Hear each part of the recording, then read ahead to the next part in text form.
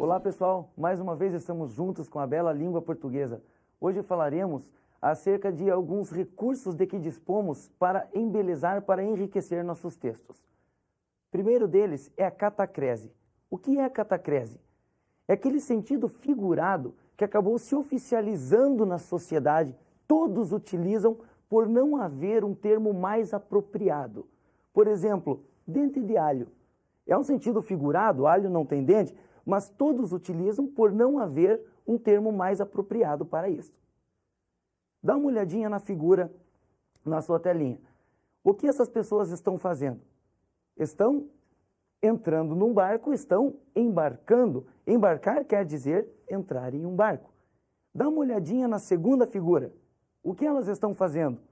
Entrando em um avião, estão embarcando. Neste caso, embarcar é um sentido figurado, porém oficializado em toda a sociedade, utilizado por todos por não haver um termo mais apropriado. Isto é catacrese. Ironia. O que é ironia? Ironia é falar o contrário do que se pensa, mas com uma intenção negativa, uma intenção depreciativa, como aparece no poema de Carlos Drummond de Andrade, que você vai ver agora. Cidade Grande. Que beleza, Montes Claros! Como cresceu Montes Claros! Quanta indústria em Montes Claros! Montes Claros cresceu tanto, ficou urbe tão notória, prima rica do Rio de Janeiro, que já tem 5 favelas por enquanto e mais promete. Perceba a ironia de Carlos Drummond. O que é que ele disse? Montes Claros ficou urbe, ficou cidade tão notória que já tem 5 favelas e mais promete. Ou seja, falou o contrário do que pensa, com a intenção de criticar a cidade. Mais um aspecto irônico, você percebe na telinha de John Lennon. Vivemos num mundo onde precisamos nos esconder para fazer amor, enquanto a violência é praticada em plena luz do dia. John Lennon. Perceba que John Lennon demonstra seu pensamento de forma irônica, depreciativa, mostrando que o mundo é exatamente o contrário do que deveria. Sinestesia. Sinestesia é a figura de estilo em que se mesclam os sentidos humanos: visão, audição, olfato, paladar e tato. Por exemplo, o barulho vermelho das armas assombrava a cidade. O barulho é perceptível pela audição, vermelho perceptível pela visão. Esta fusão dos sentidos humanos, formando o sentido figurado, recebe o nome de sinestesia. Veja um poema de Ferreira Goulart. Bicho urbano. Se disser que prefiro morar em Pirapemas ou em outra qualquer pequena cidade do país, estou mentindo. Ainda que lá se possa de manhã lavar o rosto no orvalho e o pão preserve aquele branco sabor de alvorada. No trecho, e o pão preserve aquele branco sabor de alvorada. Perceba o sentido figurado branco, sabor. O branco é perceptível pela visão, sabor perceptível pelo paladar. Esta fusão entre os sentidos humanos se chama sinestesia. Eufemismo é um recurso de que dispomos para suavizar uma ideia agressiva, para amenizar uma ideia brutal ou às vezes grosseira. Dá uma olhadinha no exemplo. O interrogado está faltando com a verdade. Note que faltar com a verdade é uma maneira mais suave, mais amena de falar que o interrogado está mentindo. Veja outro exemplo. Você não foi feliz nos exames. Com certeza, uma maneira mais amena de dar o comunicado de que você reprovou. Este recurso se chama eufemismo. Vamos dar um pequeno intervalo, já voltamos com as figuras de linguagem.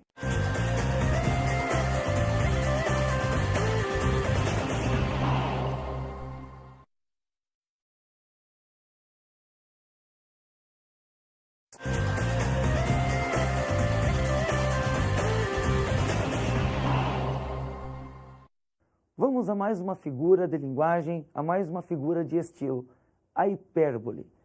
Hipérbole é a maneira exagerada de exprimir o pensamento. Comi até explodir. Claro que é uma ideia exagerada, se explodisse não estaria falando. Veja o exemplo. Se este gato, pedindo mais um sanduíche, dissesse estou morrendo de fome, com certeza estaria exagerando. Morrendo, com certeza, ele não estaria. Infelizmente, a expressão morrer de fome, em muitos lugares do Brasil e do mundo, não é mais uma mera figura de linguagem. É a mais pura. Oi, amigos. É uma alegria estar com vocês mais uma vez, na companhia da bela e empolgante língua portuguesa. Hoje falaremos mais uma vez sobre as figuras de linguagem. São tantos recursos para enriquecer o nosso texto que faremos mais um capítulo sobre isso. Hoje quem entra em cena é a metáfora.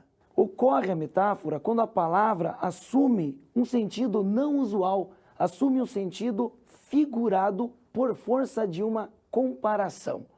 Veja o exemplo. Imagine a palavra pulmão. O que é que isso significa? Imaginaram? Dá uma olhada na tela a gravura. É isso que você imaginou. Agora veja a frase. A Amazônia é o pulmão do mundo.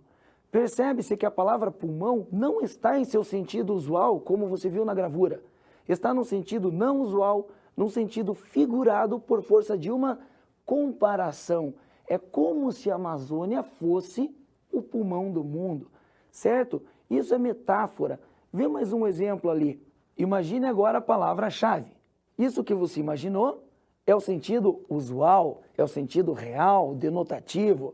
Mas olha o exemplo. Encontrei a chave do problema. Veja que a palavra-chave não está no sentido usual, não, ela está no sentido figurado. Por força de uma comparação, é como se fosse a chave do problema, como se fosse o caminho para a resolução do problema, beleza? Isto é metáfora, a metonímia. Metonímia é substituição. Ocorre quando substituímos um elemento pelo outro, sem comparação. Comparação é metáfora. Metonímia é a mera substituição. Primeiro tipo de metonímia para entendê-la. Instrumento pela pessoa que o utiliza. Dá uma olhada na gravura e no exemplo. As máquinas fotográficas corriam por todos os lados. Em vez de mencionarmos as pessoas, os fotógrafos, mencionamos os instrumentos por eles utilizados. Ou seja, houve a substituição. Usamos o instrumento em vez das pessoas. Por isso, metonímia, instrumento pela pessoa que o utiliza. Mais um tipo de metonímia, continente pelo conteúdo. Mas o que é continente e o que é conteúdo? Numa garrafa d'água, por exemplo, a água é o conteúdo e a garrafa que contém é o continente. Dá uma olhadinha no exemplo. Ele comemorou tomando um copo de caipirinha. O que é que ele tomou? Foi o copo ou foi a caipirinha? Foi o conteúdo que é a caipirinha? Ou foi o continente que é o copo? O conteúdo. Ou seja, utilizou-se o continente, que é o copo, em vez do conteúdo, que é a caipirinha. Metonímia, continente pelo conteúdo. É a mesmo que falar, comi 2 pratos de feijão. O que foi realmente ingerido foi o feijão, o conteúdo, e não o prato, que é o continente, certo? Há mais um tipo de substituição, de metonímia, muito comum na língua portuguesa, que é a metonímia singular pelo plural. Em vez de utilizar o plural, nós utilizamos o singular. Mas é possível entender o recado. Vamos ao exemplo. O preso será informado de seus direitos, entre os quais o de permanecer calado, sendo-lhe assegurada a assistência da família e de advogado. Este é um inciso da nossa Constituição Federal. Note que lá é dito, o preso será informado de seus direitos. Mas não estamos falando de um único preso, e sim de todos os presos. Mas, em vez de mencionarmos os presos, que é o plural, mencionamos o preso no singular. Houve uma substituição. Utilizamos o singular em vez do plural metonímia, singular pelo plural, ok? Agora mais um tipo de metonímia, abstrato pelo concreto. Em vez de utilizar um substantivo concreto, utilizamos um substantivo abstrato, mas nos fazemos entender. Por exemplo, a humanidade pede paz. Humanidade é um substantivo abstrato, mas quem realmente pede paz? A humanidade ou os humanos? Humanos, substantivo concreto, os humanos. Ou seja, utilizamos a humanidade, que é um substantivo abstrato, em vez dos humanos, substantivo concreto. Como é o nome disso? Metonímia, abstrato pelo concreto. Dá uma olhadinha no exemplo na sua tela. Falta leitura à juventude. Juventude é um substantivo abstrato, mas na verdade falta leitura a quem? Aos jovens, substantivo concreto, ou seja, utilizamos juventude, substantivo abstrato, em vez de jovens, substantivo concreto. Metonímia, abstrato pelo concreto. Agora vamos à famosa e muito utilizada parte pelo todo. Muitas vezes, em vez de mencionarmos o ser em sua totalidade, mencionamos apenas uma parte sua. Por exemplo, como você vê na tela, muitas famílias procuram um teto para morar. Na verdade, elas procuram uma casa inteira, com portinha, janelinha, parede, não é só um teto. Sendo assim, nós mencionamos apenas uma parte da casa, em vez de mencionar a casa inteira. Utilizamos a parte em vez do todo. Como que é o nome disso? Metonímia, parte pelo todo. Ok? E agora, como saideira, mais um tipo de metonímia, o mais conhecido de todos, o autor pela obra. Em vez de mencionar a obra, mencionamos o autor. Veja o exemplo. Ouvi Mozart com emoção. Na verdade, o que eu ouvi? O Mozart ou a obra de Mozart? A obra, ou seja, utilizamos o autor em vez de utilizar a obra. Metonímia, autor pela obra. Beleza, pessoal? Por hoje é só. Um grande abraço a todos. Estudem bastante e até a próxima. Tchau.